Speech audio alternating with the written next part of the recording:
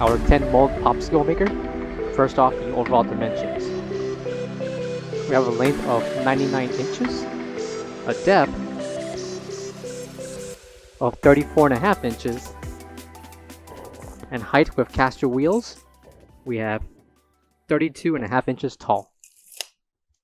Coming to the right side of this machine is the vented area, and below is where the fans along with the compressor is located.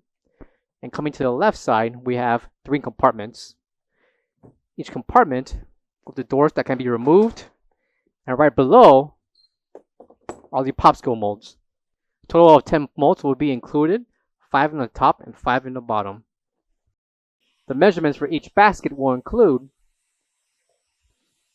10.25 inches in length, 13.75 inches in depth. 13.75 inches applies between the left and right handles, and the height we have 11 inches tall. Each mold basket will have a total of 40 popsicles that can be created with this popsicle maker machine. The size for each popsicle that can be created will be 4 inches in height, 2 inches in length, and 3/4 inches in depth.